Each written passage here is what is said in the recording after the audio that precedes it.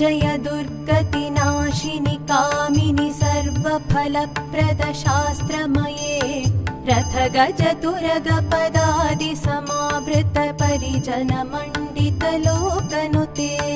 हरिहर ब्रह्म सुपूजित सेवित तापनिवारण पादयुते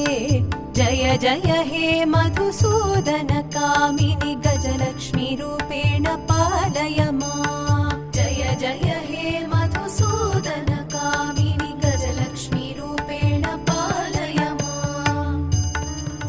I खगवाहिनि मोहिनि